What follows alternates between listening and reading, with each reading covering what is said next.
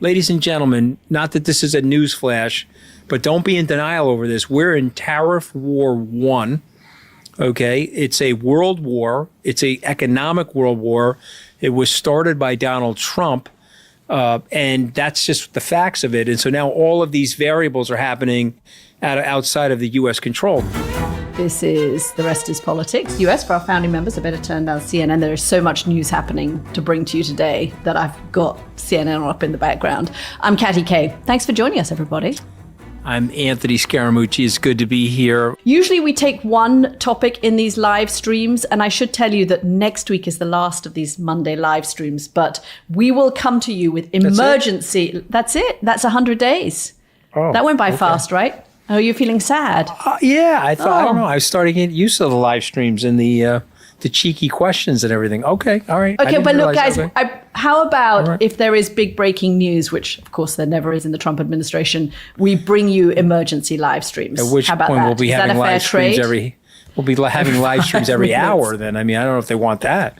Well, trust me, you'll be living with Anthony and Katty in your heads. I apologize for that idea. And also, we are doing a series on Elon Musk, which will be for founding members, just for you guys, a 4-part series on Elon Musk from his childhood, which we are starting to record at the moment, that we're super excited about. So join us for those. So, Katty, first of all, our production team, a big shout out to Fiona, who put the notes together on Elon Musk. And I've gone back to Isaacson's book, and I've looked at other things related to Elon, even going back 20 years ago when I used to attend these Allen and Company conferences where he had just sold his business to PayPal had just sold to eBay.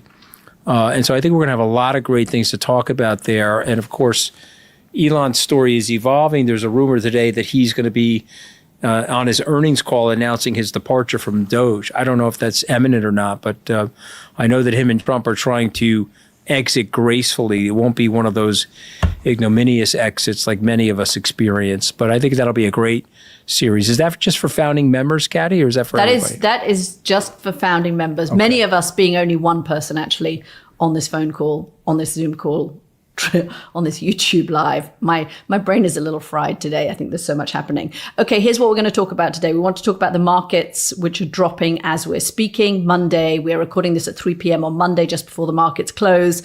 Big sell-off in U.S. markets. We want to talk about Defense Secretary Hegseth. He is still the Defense Secretary. Is he going to carry on being the Defense Secretary? And of course, the Supreme Court ruling that broke overnight, Friday into Saturday, on what the government can do with reference to people that it wants to send to El Salvador. Before we get to all of that, I was very sorry, Anthony, to hear about the passing of the Pope. I know you are Catholic and your family came back from holiday to celebrate Easter weekend. And I was thinking of you and I was thinking of your mum when I heard the news this morning.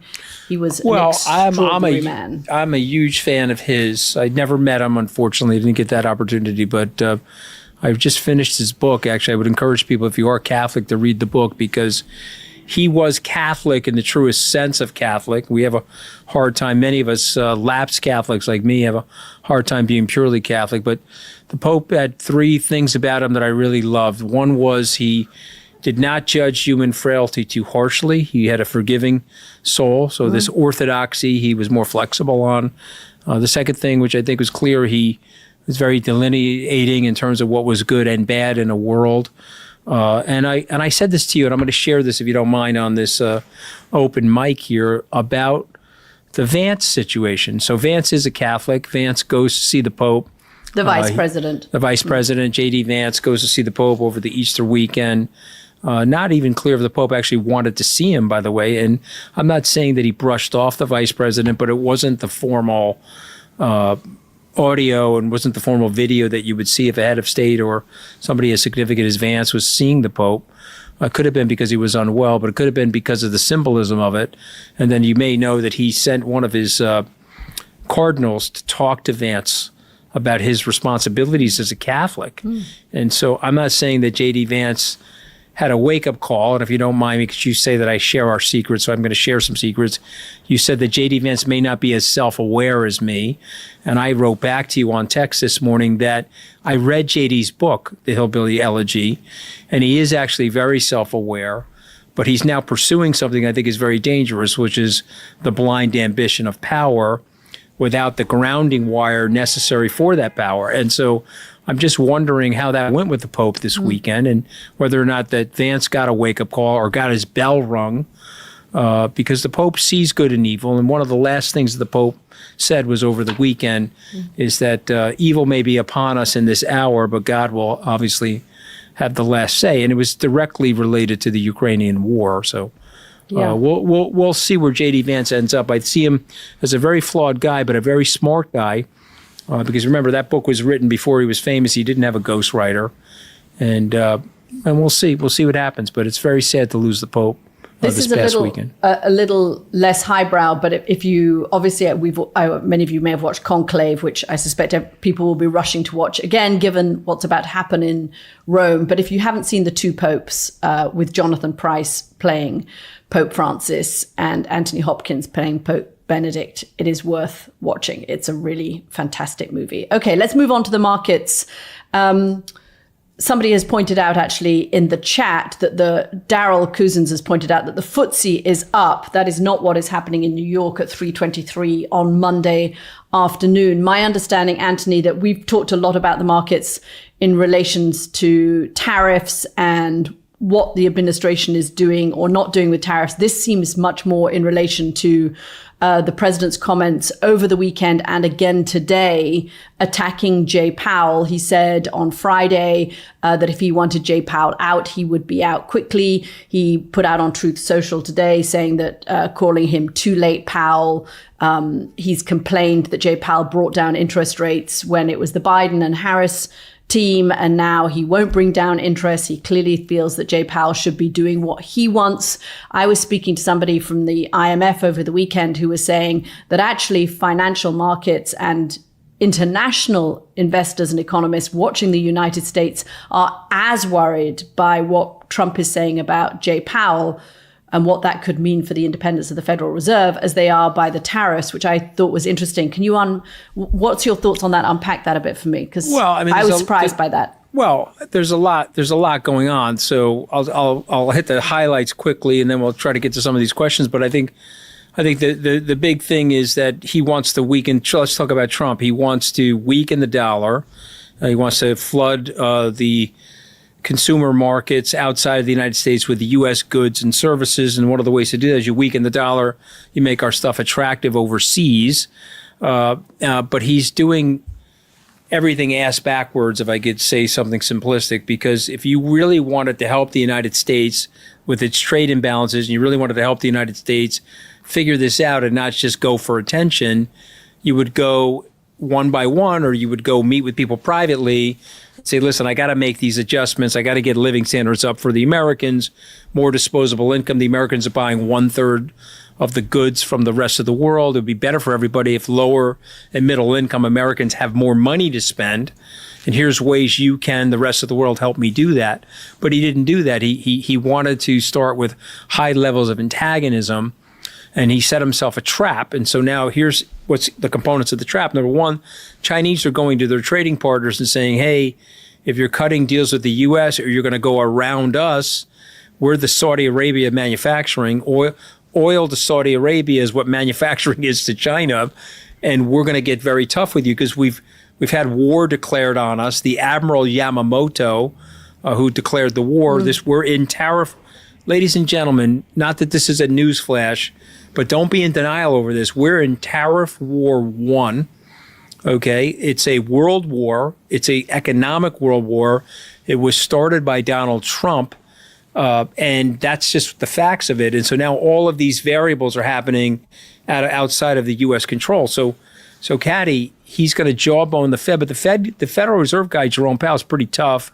He's not going to back down because he's an establishmentarian and he knows that he has to keep the system together. If Trump goes to fire him, he's probably right. At some point, it becomes impossible for him to stay the same way it became impossible for Wray to stay at the FBI.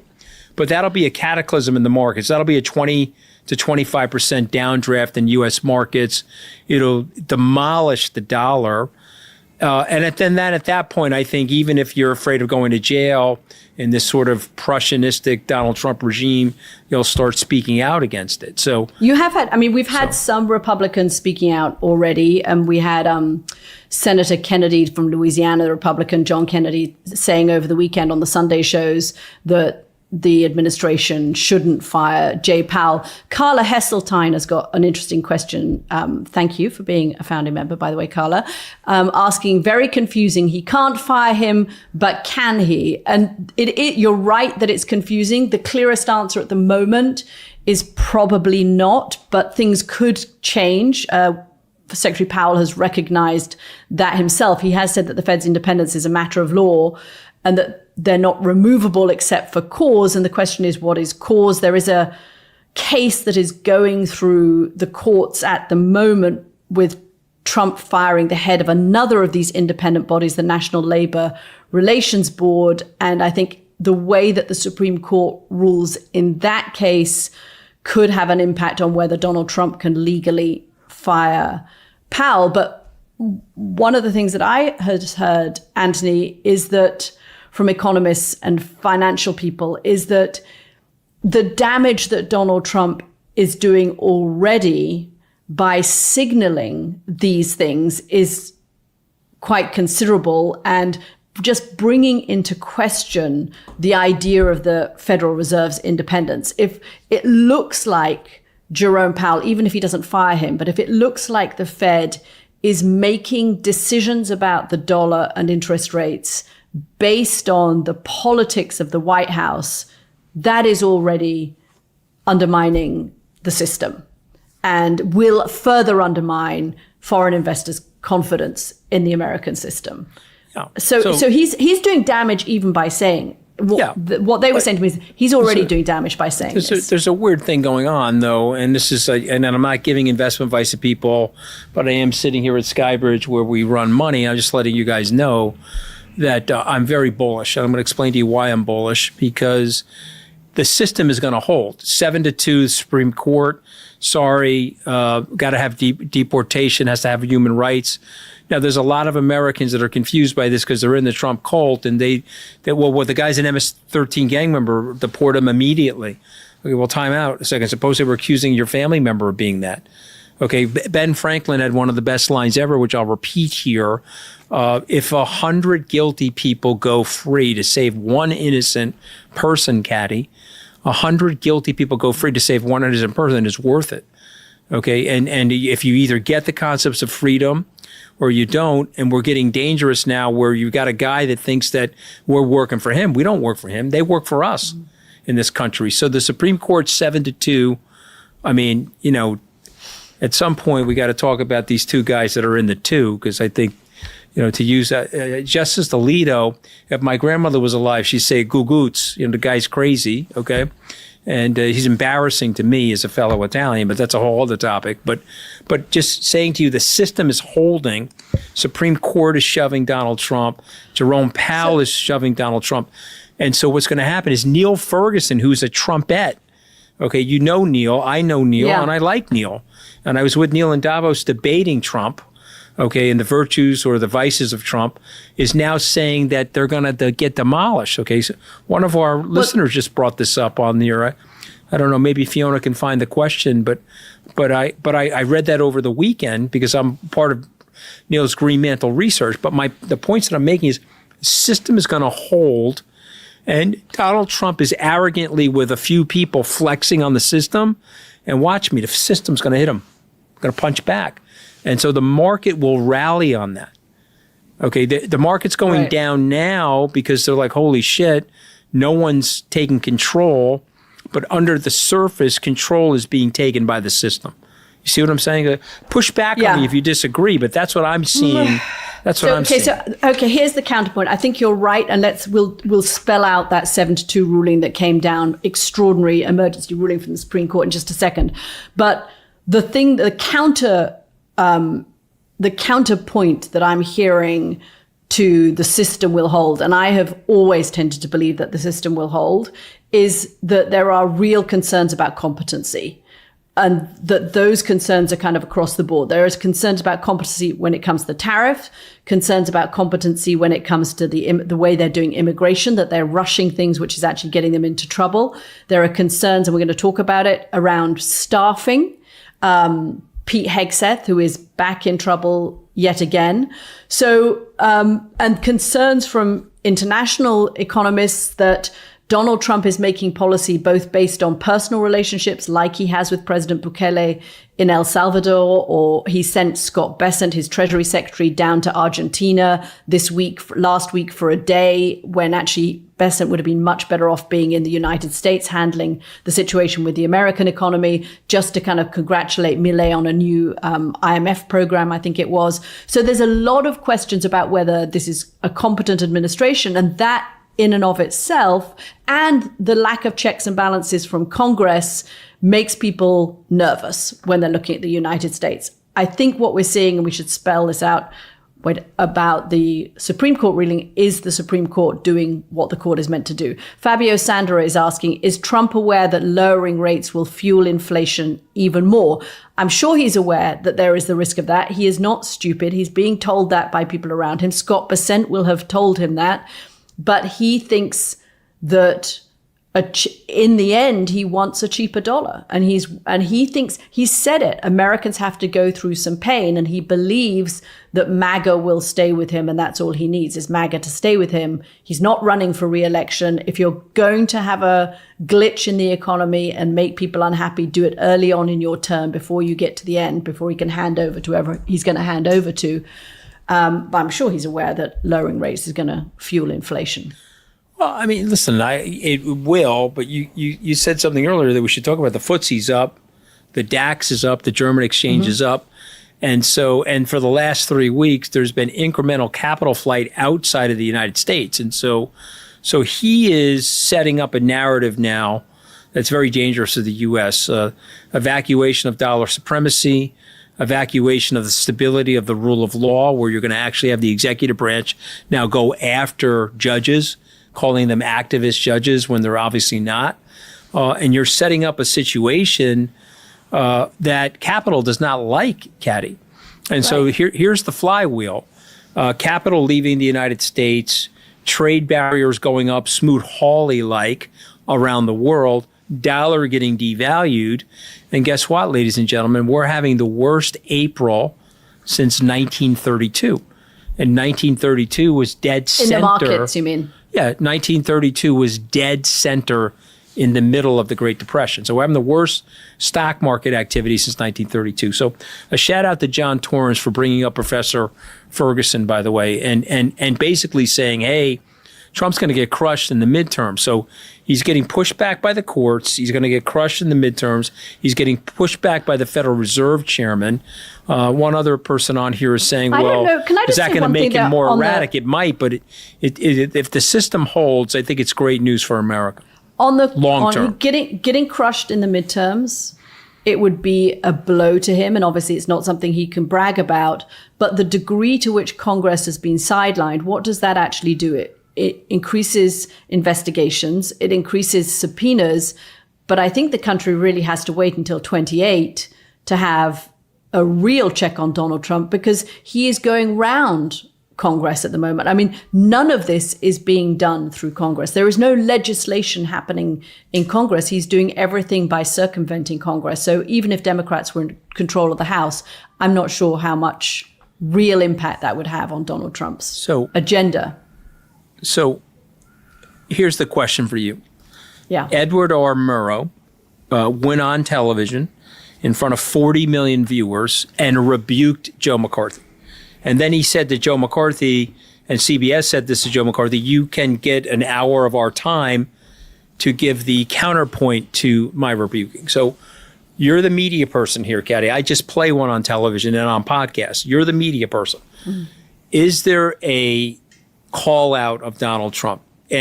Or is the media too fragmented? Is his base too tied to him?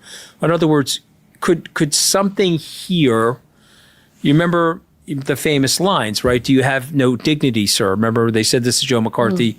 They censored him. They knocked him off all of his committees. And then eventually he died of the disease that he was suffering from. My point to you, though, is there something you could see that could break the fever? Because I can tell you that the business people are getting this close to being done with Donald Trump. They're not ready to admit it on a podcast like this. They're not ready to go public because their communications people, their lawyers are saying, please don't do that. But they're here now. They're done with the guy. You had Stan Druckenmiller saying 2 days before, the Biden administration very anti-business. The business leaders are giddy that Trump's coming into power. Yeah. $14 trillion taken out of the stock market, total disarray, worst stock market performance since 1932. They're right here. So my question is, can it be popped, Katty? I think the closest we've come to it being popped was in the market meltdown after the tariffs were announced. And that is because the business community's self-interest was impacted. And I was struck actually during that crisis by how few CEOs actually came out and forcefully said, this is not okay. But then Trump put in that 90-day pause. I think if the markets go crazy again, then you could see the business community speaking out in much bigger numbers. And at that point, you could start to see people like Joe Rogan, Theo Von, the podcast world, even some of the Fox News anchors were starting to get anxious around the time of the tariffs. So yes, the media is more fragmented. It is different from Joe McCarthy. Joe McCarthy was one senator. This is a whole administration, and at the moment, a whole party. So there's a lot more people that you have to move. But if people were I think it is still looking at the business community that we have to look at. Okay, we're going to take a quick break. We'll be right back. We'll talk about Pete Hegseth, the latest with that. Is he in or is he out? And then also we'll explain that 7-2 Supreme Court ruling, which we have tantalized you with. Pete Hegseth, Peter Korotchan is messaging us. The Pentagon's newly resigned spokesperson predicts Trump will fire Pete Hegseth after a full-blown meltdown of a month. Can we look forward to this happening soon? So there are two schools of thought on Pete Hegseth. One is that Donald Trump doesn't like to back down on anything, especially under media pressure. He didn't like the fact that in his first term, he fired General Flynn after media investigations into General Flynn as his national security advisor. He regretted doing that. He doesn't want to be seen as weak. So now that Hegseth's in, he doesn't want to let him go or force him out. The second school of thought is that Donald Trump is kind of done with having to defend Pete Hegseth in public, and it's getting embarrassing for him to have to do so. A quick recap on the latest, which is that there was revelations of a second Signal chat with details of that Yemeni strike that went not to a journalist, but to his wife, his brother, and his personal lawyer, none of whom needed to be on the chat. It's not clear whether his wife even has the security clearance to be in that kind of a Signal group. I spoke to a general this morning who said that Pete Hegseth's personal phone, which is what these chats were on, is certainly not secure. That Signal is not necessarily secure. It is possible for people to break in behind these walls.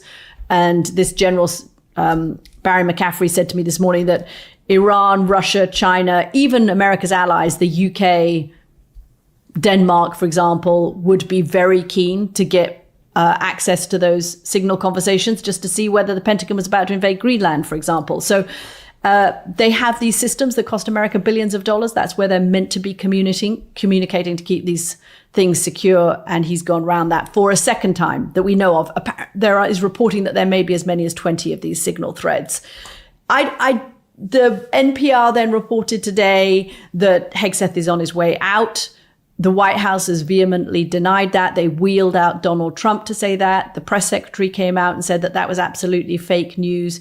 Hegseth gave this kind of excruciatingly embarrassing kind of couple of minutes to camera at the White House Easter egg roll, which has just been happening, saying, I'm not going anywhere. This is old news. You know, this is the fake news media. Do they protest too much, Anthony? What do you reckon?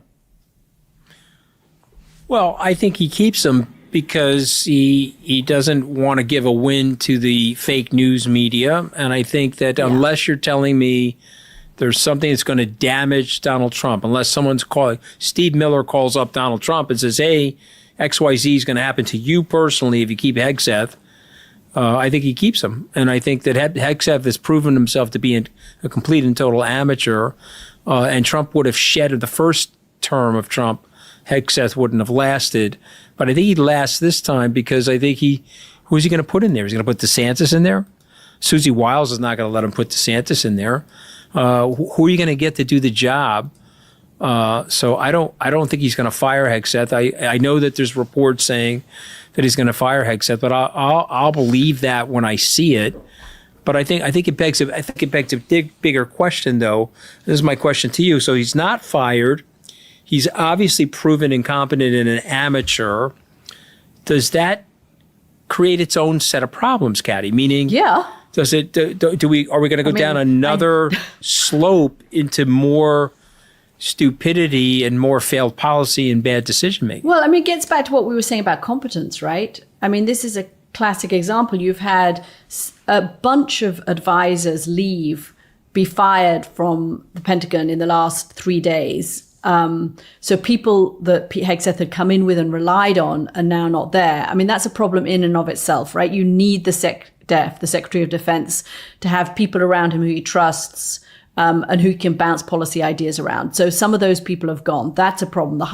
This is starting to look a little bit like Trump 1.0. One of the things that's been surprising in this administration is that people have not left after 11 days. You know how that feels like. That actually they've stayed for longer, that he hasn't fired people. But just below the principals, the big names, there has been quite a lot of turnover in the National Security Council, in the Pentagon, of advisors. And that is looking a little bit like the chaos of the first Trump administration. It doesn't leave people in the strongest position to be getting the best possible advice. And it gets back to that question of how competent is this administration. One thing that General McCaffrey said to me today that he thought was interesting is that he was thinking to himself, why did Hegseth do this when there are these incredibly expensive, sophisticated systems in place that you know of from your time in the White House that you're meant to use?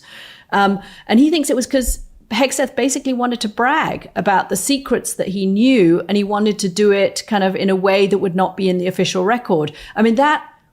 That mentality in and of itself is a problem when you think that, let's say, some adversary or somebody who wanted to sell those secrets had got into Pete Hegseth's personal phone, was monitoring it, had broken into his Signal chats, sold that. This is the scenario that McCaffrey spelled out to me this morning. He'd sold that information to the Houthis.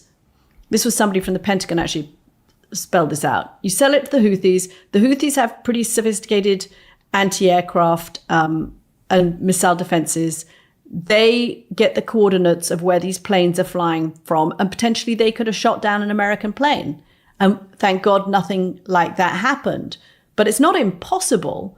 And if you've got your Secretary of Defense doing this in order to kind of brag about, here are the cool secrets I know, look at the cool stuff I know, to his wife or his brother, then, that is not a great suggestion of kind of health of the administration, I don't think. Oh, it's not the most competent way to run an administration. Well, Pete is on tape in 2016 related to Hillary Clinton's using a private server, and emails got out. It's fireable offense. The person should be immediately fired in the very second that it's happening.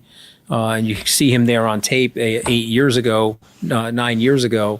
But now that it's happening to him, he's not going to step down or not going to get fired. But somebody's asking a really good question. I would love Katty K to answer the question, if you don't mind, because I don't know the answer to it, Katty.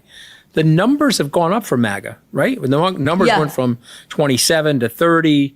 Trump's approval rating's holding at 45%. Trump was bragging about his 45% approval rating over the weekend. So why is that, Katty? Why? There's people on here that think Trump is a jackass. I obviously know that he's a jackass. The question is, so what are these other people missing, or what do I have wrong and the people that are listening to us have wrong? So you're right, Mark. There was an NBC poll, I think I mentioned it maybe last week, an NBC poll that showed that the proportion of Americans who identify as MAGA has grown by about 10 percentage points in the last year. So it was something like 26 percentage points in 2024. It's now at about 35 percentage points. I haven't got the numbers right in front of me, but that's about the range that we're talking about. And it's largely fueled, that growth, by college educated men under the age of 45, which I think is interesting in and of itself. But there are also polls. There's an Economist poll. There was a CBS YouGov poll out last week that showed that Donald Trump's net approval ratings are actually declining, particularly when it comes to his handling of the economy, which of course was his strong point. So you've got, I mean, it's a weird, that's an interesting juxtaposition, right? You've got people who feel that they are becoming more MAGA. Is America becoming more MAGA? It's at about 35%.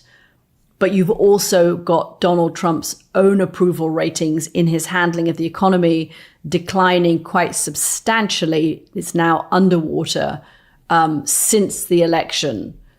I suppose you could end up maybe those 35% of the country that find themselves, that say they are MAGA, just like everything about Donald Trump, and other people are starting to lose confidence in him. I think we have to watch the polls. It's only been 3 months. Let's watch. It's a little too early to pin too much on polls, I think, and we haven't seen the fallout from the tariffs yet, if they are reimposed. Or the Fed check. Go on. You're going to get mad. What have I done wrong? No. You're going to get mad at me. Everything you're doing beautifully. You're going to get mad at me right at this moment. Yeah. Okay. And people are probably going to get mad at me, particularly for some reason the Brits. They get very mad at this stuff. I am not comparing Trump to Hitler. I'm just going to state a fact, and I'd like is somebody saying? Is somebody saying? No. I'm about to say something about Adolf Hitler. Okay. And I need you to react to it. Not comparing Trump to Hitler. Okay. Okay. April of 1945. 60 million people are dead. Germany is in rubbles. Berlin has been completely destroyed. What was Hitler's poll numbers? What was his approval rating in his own country? In the early 30s? No. Oh. April of 1945. Oh. He's dead in the bunker. The place has been obliterated. No, I imagine it was still pretty high, wasn't it? So it was over 40%. I would think. Okay. Was it only over 40%? It wasn't. Yeah, it was high, but it wasn't. Brainwashed a population in the way that he had done for 6 years. They had no more than 6 years, obviously since 32. But where else were they going to look? You become dependent on. You have so much vested interest in that leader being right. Okay. Even though you're going through a terrible time. Did everybody hear that? I didn't compare the guy to Hitler, but people have vested interest in what's going on. Yeah. And so even if you take the stock market down 10 trillion, even if you rebuke everything, even if you voted for him and you're an auto worker and you're now out of work, or you're a steel worker that is out of work, you're still invested. You're still invested. I've got buddies of mine, middle class, lower middle class people out on Long Island. Trump can do absolutely no wrong. But you just got laid off. Oh, I know, but we're taking some temporary pain for this, the genius of all geniuses to recreate the society. I know people who have become more fervently pro-Trump, having voted for Trump both times, but they've become much more fervent recently, partly because they feel he's under attack. And when the economy started to look bad about a month ago, with the tariffs, they were even more fervent because they don't want to be proved wrong. Right. You become tribal. Okay, I do want to quickly talk about the Supreme Court ruling that came down at 1 a.m. on Saturday. Super unusual for the Supreme Court to move as fast as it is. By the way, guys, in the courtyard and the gardens around the Supreme Court, they have little models of tortoises because that's a reminder of how slow the Supreme Court moves. It's a bit, like me sometimes early in the morning before my coffee. And they issued this ruling at 1 o'clock in the morning, basically saying that the government could not send any more planes to El Salvador without giving rights to the people who were scheduled for deportation from Texas. The buses with people were on their way to the airport from the detention centers. They turned back again. The Supreme Court would not have issued that ruling if they had believed that the White House was going to act in good faith on previous rulings. They felt the urgency to put out an incredibly unusual ruling saying, stop, you can't do this until we have had a chance to study this further. And it's now handing down these very clear rulings, giving the administration no wiggle room. So it's tightened the language as well. This was one paragraph with dissenters. We mentioned 7-2. Samuel Alito and Clarence Thomas dissented from this one paragraph unsigned ruling. But what the 7 were doing was saying, we need more time. You cannot do anything until we have ruled further, because they saw what happened last time. The administration ignored the ruling to bring the planes back. It ignored the ruling to facilitate the return of Mr. Abrego Garcia from the prison in El Salvador. And they didn't want to give them any more room to say, okay, we've interpreted it one way. They were crystal clear in what they meant. So I think when when you were referring, Anthony, to the system holding, I guess is that what you were referring to that Supreme Court ruling? Yeah, I mean, I think you explained it beautifully, so I'm not going to really add to it. I'll just say that the creation of you as a human being, you are endowed with inalienable rights. And what Trump is trying to do, and his team is trying to say that your location of your body and who you are and what your identity is makes your rights conditional.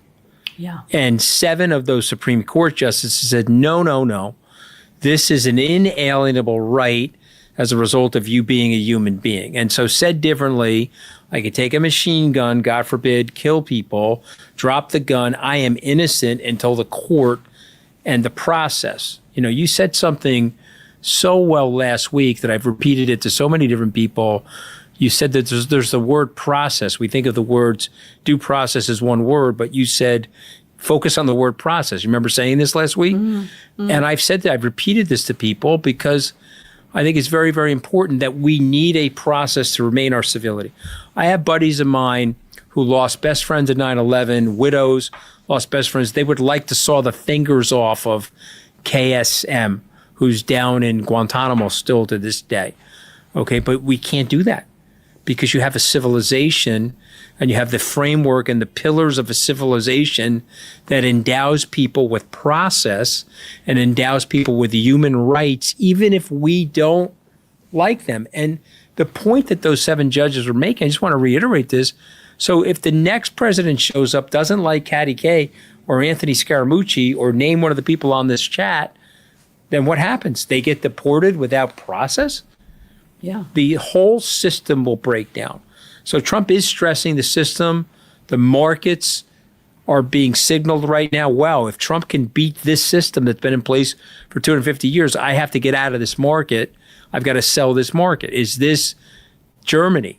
Is it Germany in the interregnum period during the war? Or is this America where the system itself is going to hold? And I believe after watching people this week that they got him. His arrogant approach to what he's doing and the capricious nature of his approach and the foolishness of his aides, they got him. And he doesn't have enough strong, smart people around him, and he himself isn't adaptable. He's going to inflexibly run himself into a ditch here, and the system is going to hold. That's my belief. Yeah. I mean, let's see what happens to the country in the meantime. Will Parker is asking a really good question. How many times is Mooch going to use Katty K's full name? You know what, Will? An infinite number of times, Will. Okay, I'm just fucking telling you that, Will. All right, sorry. Oh, we got a curse. But thank you for being. Out of Anthony Scaramucci on Easter by the way, I don't. Now you have to turn red because I don't often curse on this pod. You curse more than me. Oh, okay, I don't know, but that was a big curse. I think Will, I'm just letting you know, Will. I don't know why I do that, happen. But it's too late now. Okay, it's been. You told me your kids like it, and you told me your sister likes it. My family likes it. My sister really likes it. Will, I'm My sorry. friends like it. Thank you for being a founding member, but it's always going to be Katty K to me. I'm sorry, Will. Okay. And it will never be Mooch to me. So there you go. Good. See, my wife likes that about you, by the way. She's like, she calls you Anthony. She likes that about you. All right. Yeah, I'm afraid I say Anthony, not Anthony. No, but that's good. That's good. But I'm getting there. No, trust me. Don't lose the accent. Okay, it used to be worth like 15 IQ points, but I actually think it's worth like 25 to 50 now, given what's going on in the country. You know what I mean? There was a great line. At the moment, you want, especially if you're traveling around Europe at the moment, you want any accent apart from American accent. I tell you, I saw Clooney over the weekend, which I've already regaled you. Oh my God! I'm not going to do it. I just knew you were going to bring this up. No. I'm just going to say. You were going to bring this up. Your best friend, your new best friend, George Clooney. Just bringing up a funny line. They were standing on stage. He was talking to Fred Friendly as Edward R. Murrow. And he said, it's really getting bad here, this McCarthy era. All the smart people are moving to Europe. But he said it, the scene was set in 1953. But trust me, the 2025 crowd erupted in laughter and cheers. And then George Clooney went and said hello to Anthony at the end of the show, which he'd love you to know. I'm saying it in a whisper because it's just between you, me, and everybody else that Anthony knows. He texted me within about 2 minutes to tell me this. Okay, guys, thank you. But they already knew I was a name dropper, Katty. They already knew. We will be back next Monday. And of course, we'll be back on Friday as well. And do join us for that Elon Musk series. We're super excited about that. We have our last founding members live stream next Monday, 4 p.m. UK time, 11 a.m. Eastern time, right? Great. Yes, that's correct. And we will see you for that. We love it. We love these questions. I think we're just going to have to do more. We'll have to pester Fiona to find more emergency reasons to carry on doing these. I think we'll have them. We'll see you. We will see you later this week, guys. Thank you guys for paying attention, being on with us. Thanks. Thank you guys. Yeah. Bye. Bye-bye.